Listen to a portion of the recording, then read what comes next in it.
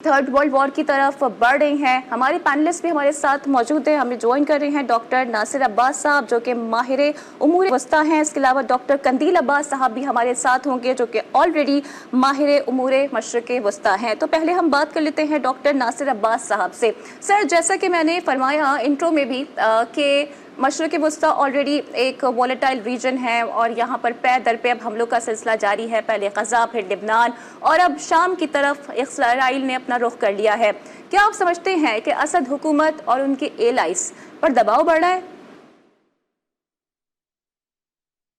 जी शुक्रिया। देखें, एक इसका बैकग्राउंड समझने की ज़रूरत है। वाज़े तौर पे इसराइल ने लबनान फ्रंट के ऊपर शिकस्त खाई है और ये शिकस्त बहुत जल्दी एक्सपोज हो गई है क्योंकि वो डीप साइड हिजबुल्लाह के अटैक्स को रोकने में भी नाकाम थे और इसके अलावा जो फ्रंट है ग्राउंड इन्वेजन उसके ऊपर भी उनको शदीद नाकामी हुई और उनका जो ह्यूमन लॉस है वो भी बहुत ज़्यादा हुआ है और उनका जो मटीरियल लॉस है मिलिट्री इक्विपमेंट बिलखसूस मिरकावा टैंक्स का वो बहुत ज़्यादा हुआ है।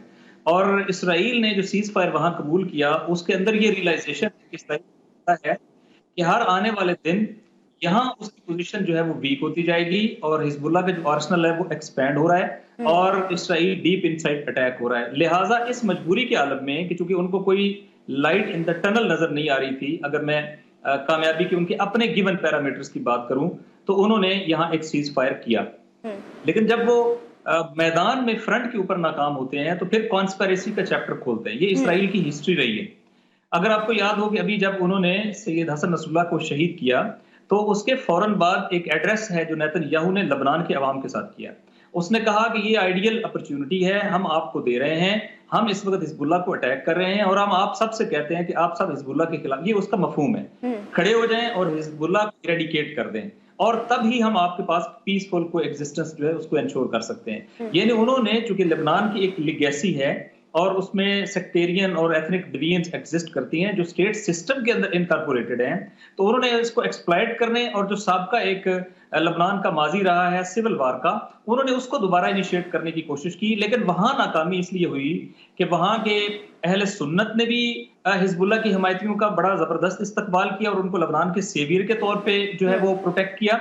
और उसके बाद जो क्रिश्चियंस हैं उन्होंने अपने चर्च के दरवाजे खोल दिए, क्योंकि उससे पहले जब दाइश ने अटैक किए थे तो हिजबुल्लाह ने क्रिश्चियंस का दिफा भी किया था, तो उन्होंने उसको लबनान के दिफा करने के तौर पर लिया हिजबुल्लाह का और हिजबुल्लाह की सपोर्ट की, तो ये नाकाम हुई। अब उनके पास जो अगला जगह थी कि जहां वो इस कॉन्स्पिरेसी का चैप्टर ओपन करते वो सीरिया था, क्योंकि सीरिया बैक है, सीरिया स्ट्रेटेजिक डेप्थ है लबनान की। लबनान की जो सपोर्ट है बैक एंड से वो सीरिया से होती है और फलस्तीन की जो सपोर्ट है वो भी सीरिया से होती है। फलस्तीनियों का दुनिया में सबसे बड़ा मरकज फलस्तीन के बाद जो है वो बहरहाल शाम है, तो शाम को इस जुर्म की सजा पहले भी मिली और अब एक बार फिर मिली। अब इसमें एक इंटरेस्टिंग फिनोमेना ये है कि ये वो ग्रुप हैं जिनके बज़ाहिर अपने आप को वो इस्लामी जो है वो तंजीमें करार देते हैं, लेकिन आपके लिए ये दिलचस्पी से खाली नहीं होगा कि 14 माह यानी कि जेब छुपाने के लिए उसने एक नया फ्रंट खोल लिया है। सर, आपका पॉइंट आ गया है और डॉक्टर कंदील अब्बास साहब भी मेरे साथ मौजूद हैं। Sir, thank you very much for your time. Doctor Nasir साहब, इस पर आपकी क्या राय है? और सर ने जैसे कि जिक्र किया अमेरिका का और तुर्की का भी यहाँ पर एक अहम रोल नजर आ रहा है, तो आप क्या समझते हैं जो तुर्किया कार्रवाइयाँ कर रहा है फलस्तीन के हक में है या फिर वो इसराइल के मफादात में जा रही है? जी, ये सवाल किनसे है? सर, मैं आपसे ये जानना चाह रही हूँ कि जैसे सर ने अभी जिक्र भी किया तुर्की का, तो तुर्की भी यहाँ पर कार्रवाइयाँ करता आ रहा है, कुर्द्स का भी यहाँ पर एक अमल दखल रहा है माजी में भी, तो आप क्या समझते हैं जो रिसेंट एक्टिविटीज़ हैं फ्रॉम तुर्की वो फ़लस्तीन के हक में जा रही हैं या फिर वो इसराइल के मफादात में जा रही हैं? सर देखिए, माजरत के साथ हमें ये बात क्लियर करनी पड़ेगी, तुर्की जो है वो नेटो कंट्री है और ओनली नॉन यूरोपियन नेटो पार है और जिस बॉर्डर से ये सारी इन्फिल्ट्रेशन हुई है वो तुर्किश बॉर्डर है और दहशतगर्द जो पकड़े गए हैं उन सब ने तुर्की के हवाले से बड़ा क्लियर कट बयान किया है, डिटेल्स प्रोवाइड की हैं, उनकी ट्रेनिंग्स, उनका लॉजिस्टिक्स, उनका मिलिट्री असिस्टेंस, उनके पास जो मौजूद ड्रोन्स। और जाहिर है कि ये क्वेश्चन तो है कि आप लेबनान की हिमायत नहीं कर सके, आप फलस्तीन की हिमायत नहीं कर सके। इवन तुर्की की कई कंपनियां जिन्होंने 4 गुना ज्यादा जिनकी ट्रेड इस जंग के दौरान बढ़ी है, फलस्तीन जंग के दौरान उनकी ट्रेड बढ़ी है। तुर्की की अपोजिशन ने उन जहाजों को अपने कब्जे में लिया जिन जहाजों के जरिए से इसराइल की असिस्टेंस हो रही थी اور ریڈ سی کے اندر حوثی موومنٹ نے ان ترکی کے جہازوں کو اٹیک کیا، جو جہاز جو ہے وہ اسرائیل کے لیے ڈائریکٹ رسد اور چیزیں لے کے جا رہے تھے. تو انفارچونیٹلی جو ترکی کی ظاہری اپیرنس لینگویج رہی ہے وہ تو فلسطین کی حمایت میں رہی ہے، لیکن عملی طور پہ ترکی نے جو سٹیپ اٹھائے ہیں وہ اسرائیل کی حمایت میں گئے ہیں. اور پھر ابھی یہ والا جو سٹیپ ہے بہت زیادہ اسٹانشنگ ہے، کیونکہ یہ اسرائیل کو بہت بڑی بیک اینڈ سپورٹ دینے کے لیے ہے، جس کے نتیجے میں جو مزاحمت کی عقب ہے وہ ظاہر کمزور ہوگا. جو وہ چاہتے ہیں کر نہیں سکیں گے، لیکن جو چاہتے ہیں جو آن دا گراؤنڈ ان کی ایفرٹ ہے. اس کے علاوہ وہ ایک ملٹریسی کی آگ سے اور خون سے کھیلنے کی بات ہوتی ہے، چونکہ یہ بیک فائر کرتی ہے. یہ دنیا میں جہاں جس ملک نے بھی ملیٹنٹس کو پروموٹ کر کے کسی دوسرے ملک کے اندر اپنے مفادات حاصل کرنے کی کوشش کی ہے تو وہ کاؤنٹر پروڈکٹیو ہوئی ہے. دیکھیں اسی جگہ پہلے تعلقات منقطع کیے سعودی عرب نے، آج نارملائز کیے سیریا کے ساتھ، یو اے ای نے منقطع کیے نارملائز کیے، اسی طریقے سے مصر نے منقطع کیے نارملائز کیے، انہوں نے ان کو جو ہے وہ عرب لیگ سے نکالا نارملائز کیا. اس کا مطلب ہے انہوں نے دیکھا کہ بالآخر چیزیں یہ ٹھیک نہیں تھی اور یہ غلطیاں تھیں، انہوں نے اپنی غلطیوں سے رجوع کیا ہے. میں سمجھتا ہوں ترکی جو ہے اس وقت ایک بہت نیگیٹو رول پلے کر رہا ہے، اور ایک امکان ہے چونکہ ایک ڈائلاگ کا سلسلہ شروع ہوا ہے، اس میں رشیا انوالو ہے، رشیا ڈائریکٹلی جو ہے وہ سیریا کے اندر بوٹ آن گراؤنڈ رکھتا ہے، تو اس کی وجہ سے امکان ہے کہ کچھ ڈائلاگ کے ذریعے سے چیزیں بھی بہتر ہوں. لیکن میں سمجھتا ہوں کہ وہ جو ایک گیپ کریٹ ہوا تھا، چونکہ ریزسٹنس کے سارے لوگ بالخصوص جو سیرین افواج ہیں وہ اسرائیل فرنٹ کے اوپر انگیج ہو گئی تھی، اور پیچھے سے ان کا یہ فرنٹ جو ہے کافی ویک ہو گیا تھا. دمشق اور وہ ساری چیزیں آپ کو پتہ ہے کہ اسرائیل کی روزانہ کی بمبارمنٹ تھی، تو یہ جب ادھر انگیج ہوئے تو یہ اس فرنٹ جو ہے ویک ہو گیا، اور ان کو ظاہر ہے ترکش سپورٹ ملی، اور انہوں نے پھر ایک پورے ریجن کے اندر جو ہے وہ ڈی اسٹیبلائزیشن کریٹ کیا. اب اس سے عراق کو بھی مسئلہ ہے، چونکہ یہ داعشی عناصر ہیں، اور یہ جو جولانی ہے یہ داعش کا نمبر 2 رہ چکا ہے. تو ظاہر ہے کہ نام تبدیل ہو رہے ہیں، جھنڈے تبدیل ہو رہے ہیں، ان کی آئیڈیالوجی، ان کا ویژن یہ سیم ہے. تو یہ پورے ریجن کے لیے خطرہ ہے. یہ کل کو جارڈن کے لیے بھی خطرہ بنے گا، یہ KSA کے لیے بھی خطرہ بنے گا، یہ خود جو ہے وہ عراق کے لیے بھی خطرہ ہے. اور اس وقت ضرورت ہے کہ جو لیجٹمیٹ گورنمنٹ ہے وہاں پہ سیریا کی، اس کو سپورٹ کی جائے، چونکہ اس نے اسرائیل کے مقابلے میں فلسطینیوں اور لبنانیوں کی حمایت کی ہے. یہ واحد جرم ہے اس کا. اس کی ٹائمنگ بھی انڈیکیٹ کرتی ہے کہ یہ ٹائمنگ بھی اس کو پنش کرنے کے لیے ہے، اور اس کی اس جو مضبوطی ہے جس کے ساتھ وہ کھڑے ہیں اس کو کمزور کرنے کے لیے ہے. تو ظاہر ہے اس پہ ترکی کو اپنے رول کو ریویو کرنا پڑے گا، کیونکہ ترکی کے اندر گھر کے اندر بھی پرابلم آئے ہیں. جب آپ نے دہشت گردوں سے آنکھیں بند کی ہیں تو ترکی کے اندر بھی دہشت گردی ہوئی ہے. دہشت گردی بالآخر قابل مذمت ہے ہر جگہ، لیکن ظاہر ہے کہ جب آپ ایک ملک کے لیے ان کو فریڈم فائٹر قرار دے دیں گے اور دوسرے ملک کے لیے ان کو دہشت گرد قرار دیں گے تو پھر یہ اس طریقے سے تو چیزیں نہیں چل سکتی. تو ترکی کو اپنے رویے اور اپنے اس کو عمل کو تو یہ تو سر بڑا صاف نظر آ رہا ہے، روز روشن کی طرح آیا ہے کہ فلسطین اور لبنان میں جو مسلم اتحاد ہے، مسلم یونٹی ہے، دشمنان اسلام کو وہ برداشت نہیں ہو رہی ہے، اور اسی لیے مختلف حربیں اپنائی جا رہی ہیں، پراکسیز کا استعمال کیا جا رہا ہے تاکہ تفریق پیدا کی جا سکے. یہ درست کہا ہے آپ نے، اور یہی خطرناک فیز ہے. اس میں جو دوسرا فیز ہے وہ ہے ایتھنک اور سیکٹیرین کانفلکٹس، کرد ورسز عرب، کرد ورسز ترک، شیعہ ورسز سنی. اس کے علاوہ جو اور زیادہ اس کے اندر کمپلیکس چیزیں آ گئی ہیں، چونکہ اس میں ازبک ہیں، اس میں تاجک ہیں، اس میں چیچن ہیں، تو اس کا مطلب ہے اس میں یوکرین کی سپورٹڈ بعض جو ملیٹنٹ گروپس ہیں، یعنی یوکرین اپنی وار، چونکہ یہاں رشیا کی پریزنس ہے، وہ بھی یہیں پہ لڑ رہا ہے. اسی طریقے سے جو ہے وہ قوتیں جو چائنا کو کمزور کرنا چاہتی ہیں وہ بھی یہاں پہ اپنی وار لڑ رہی ہیں، کم کرنے کی کوشش کی جا رہی ہے. اور ڈاکٹر ناصر عباس صاحب، امریکہ کی دوگلی پالیسی دیکھنے میں آ رہی ہے. ڈونلڈ ٹرمپ جو کہ نو منتخب امریکی صدر ہیں، جب الیکشن لڑ رہے تھے تو کہہ رہے تھے کہ تمام جنگیں ختم کرا دیں گے، لیکن ابھی دھمکی دی ہے انہوں نے کہ ان کے عہدہ سنبھالنے سے پہلے اگر رہائی نہیں ہوئی مغویوں کی جو حماس کے پاس ہیں، اسرائیل کے لوگ، تو پھر نتائج بھگتنا ہوں گے. یہ ڈوئل اسٹینڈرڈ سر کب ختم ہوں گے، کیا سمجھتے ہیں آپ؟ نہیں، بالکل یہ ڈوئل اسٹینڈرڈز ختم نہیں ہوں گے، اس لیے کہ ان کا بزنس انہیں ڈوئل اسٹینڈرڈز کے ساتھ ہی چلتا ہے. اگر ویسٹ اور کلیکٹیو ویسٹ اس کو امریکہ لیڈ کرتا ہے، اگر اپنے ڈوئل اسٹینڈرڈز ختم کر دے تو انہیں پوری دنیا میں ڈیموکریسیز کے ساتھ چلنا پڑے گا. انہیں جو ہے وہ جو ان کے خیال میں لبرل ورلڈ آرڈر ہے اس کے مطابق چلنے کے لیے انہیں پوری دنیا کے اندر وومن رائٹ کو बच्चों के हकूक को, सिविलियंस के हकूक को प्रोटेक्ट करना पड़ेगा। लेकिन दुनिया के अंदर उनकी जो हेजमनी है वो तो डिक्टेटर्स के जरिए से कायम है। दुनिया के अंदर उनकी जो हेजमनी है वो तो जंग के जरिए से कायम है, या जो दुनिया के अंदर उन्होंने जितना भी गलबा रह गया है वो तो उनका इन्हीं डुअल स्टैंडर्ड्स की वजह से कायम है। अगर जेन्युइनली वो उन्हीं बातों को, कि जिन बातों को वो बयान करते हैं और खुद को नॉर्मेटिव पावर कहते हैं, अगर इन्हीं बातों पे अमल करना शुरू कर दे तो फिर तो दुनिया एक लेवल प्लेइंग ग्राउंड के ऊपर आ जाएगी, फिर तो दुनिया इनके इंपीरियलिज्म को कबूल नहीं करेगी।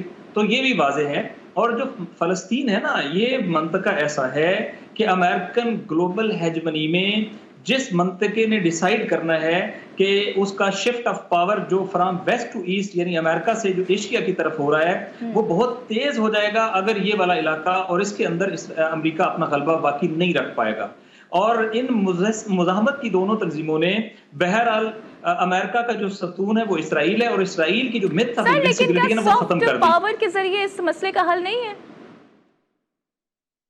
उनके ख्याल में बिल्कुल नहीं है। अगर सॉफ्ट पावर में असल बात तो नेगोशिएट करना है, बातचीत करना है, राइट्स देना है, लेकिन राइट्स देने में फिर आप अपने इंपीरियलिस्ट जो आपके डिजाइन है वो तो नहीं आगे बढ़ा सकते। आप 50,000 लोगों की शहादत इन ईयर इस मॉडर्न वर्ल्ड के अंदर लाइव दुनिया की आंखों के सामने, United nation, international court of justice सब के होते हुए हो गई है। क्यों हुई है? इसलिए कि कलेक्टिव वेस्ट ने मिलिटरीली, पॉलिटिकली, डिप्लोमेटिकली और फाइनेंशियली असिस्टेंस प्रोवाइड की है इसराइल को। ये इसराइल ने जंग नहीं की है, ये कलेक्टिव वेस्ट ने जंग की है, जिसमें सबसे ज्यादा रोल जो है वो अमेरिका का है। और वो ये समझते हैं, उन्हें ये पता है कि ये हैं स्लोगन्स, ये स्लोगन बयान करने के लिए बहुत अच्छे हैं, लेकिन अगर उन्हें इन पे अमल करना पड़ेगा तो फिर तो उन्हें लेवल प्लेइंग ग्राउंड देना पड़ेगा, और फिर हर वक्त अपनी सलाहियत की वजह से दुनिया के अंदर अपना जो है वो रोल बनाएगा। और ऐसी सूरत में तो अमेरिका बिल्कुल भी एक रीजनल पावर भी बाकी नहीं रहेगा, चाहे जाए ग्लोबल पावर रहे। तो ये वो जगह है कि जहां पर वो अपने ड्यूअल स्टैंडर्ड्स की वजह से तमाम तरह के मजालम को इर्तिकाब भी करते हैं, उनको फैसिलिटेट भी करते हैं, अपने हामियों के जराइम को कवर भी करते हैं। सर, उनका प्राइम मोटो यही है कि डिवाइड एंड रूल किया जाए। आपका मौक़िफ़ मेरे पास आ गया है। सर डॉक्टर नासिर अब्बास साहब, मेरा आपसे ये बेसिकली यही सवाल है कि अभी हम ये देख रहे हैं कि बड़ी टाइमिंग ऑब्जर्व की जा रही है, नोट की जा रही है। सीरिया पे अटैक उस वक्त होता है जब जो बाइडन साहब लेबनान और इसराइल के दरमियान एक सालसी करवाते हैं, सीज फायर कराते हैं। गो के इसराइल उसको सीरियसली नहीं ले रहा है, उसकी वॉल्यूशंस उसकी जानिब से की जा रही हैं। तो आप क्या समझते हैं, क्या एक तरफ ये दिखाने की कोशिश की जा रही है कि हम जंगें ख़त्म कराएंगे और दूसरी जानिब बाकियों को मज़ीद इक्विप्ड किया जा रहा है? देखें, जो स्लोगन्स हैं ना वो हमेशा से पहले से भी अच्छे रहे हैं। अगर आप वेस्टर्न स्लोगन्स देखें तो अमेरिका ने इराक के ऊपर हमला करने के लिए प्रीटेक्स्ट क्या बनाया कि हम यहाँ डेमोक्रेसी रिस्टोर करना चाहते हैं, लेकिन क्या डेमोक्रेसी रिस्टोर की? इसी तरीके से उन्होंने अफगानिस्तान के ऊपर हमला करते हुए क्या प्रीटेक्स्ट बनाया कि हम यहाँ पर अवाम की विल ऑफ द पीपल के मुताबिक एक गवर्नमेंट लाना चाहते हैं। क्या ऐसी गवर्नमेंट लाए? बल्कि नहीं, एक्सप्लॉयटेशन की है। तो वाज़े तौर पे यहाँ पे भी अगर उन्होंने ये स्लोगन दिया है कि हम जो है वो पीस चाहते हैं, तो जहाँ पीस से वो समझते हैं कि उनके दुनिया के अंदर ताकत बरकरार रहेगी, वहां तो वो पीस के लिए एफर्ट करेंगे। लेकिन जहां उनके ख्याल में ऐसा नहीं है, वो बिल्कुल इसके वाइस वर्सा जाएंगे। दूसरा ये कि अमेरिका खुद बाहर इकोनॉमी के ऊपर डिपेंड करने वाला मुल्क है। अमेरिका की जो मेजर सेल्स हैं वो वेपन्स हैं, और इसी तरीके से डिफेंस इक्विपमेंट है, जिनमें मिसाइल से लेके और आप समझें कि तैयारों तक के मामला। तो वो एक तैयारा F-35 जितना कॉस्टली है वो आपके इल्म में है।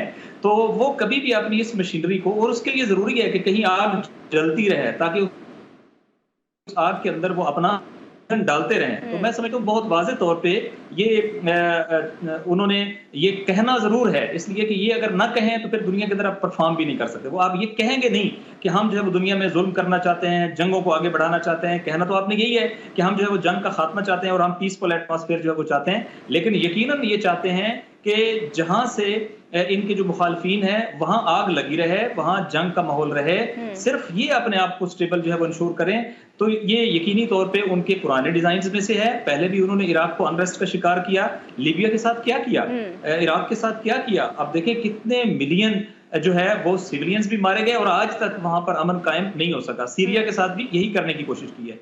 लिहाजा दुनिया को अब पता चल गया है कि यहाँ सिर्फ मफादात की गेम है اور ویسٹ کے جو سلوگنز اور نعرے ہیں اس میں کبھی بھی اس کے دھوکے میں آنے کی ضرورت نہیں ہے. اور امریکہ جو کہتا ہے ساری دنیا کو پتا ہے کہ وہ جانتے ہوئے بھی جھوٹ بولتا ہے. مثلا امریکہ نے کہا کہ ہم عراق کے اندر ویپنز آف میس ڈسٹرکشن کے خاتمے کے لیے آ رہے ہیں، جبکہ ساری دنیا کو پتا تھا کہ ان کے پاس WMD تھے ہی نہیں، اور آج وہ پروفڈ ہے. لیکن کیا آج تک وہ معافی مانگنے کے لیے بھی تیار ہے کہ ہم نے ایک غلط بہانے کے اوپر جو ہے وہ اتنے لاکھ لوگوں کو، سویلینز کو مار دیا اور ایک ملک تباہ و برباد کر دیا؟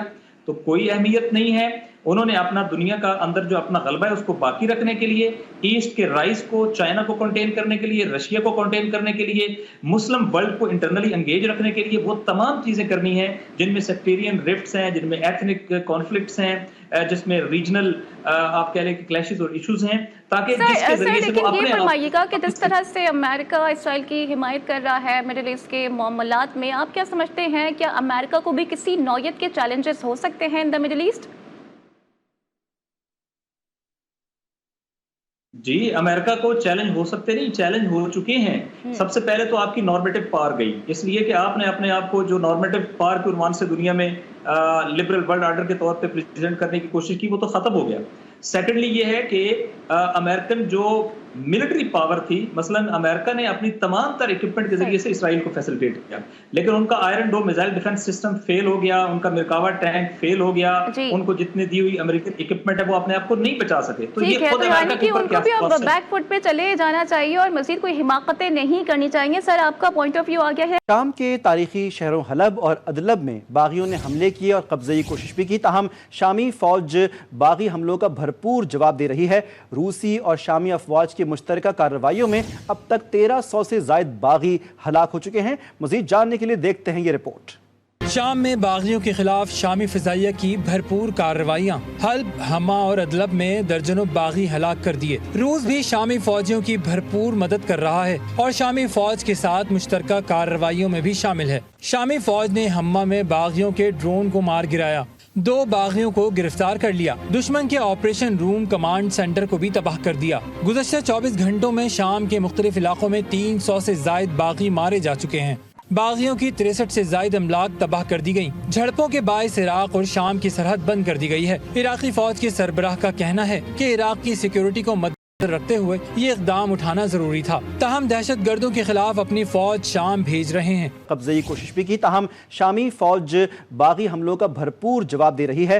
روسی اور شامی افواج کی مشترکہ کارروائیوں میں اب تک 1300 سے زائد باغی ہلاک ہو چکے ہیں. مزید جاننے کے لیے دیکھتے ہیں یہ رپورٹ.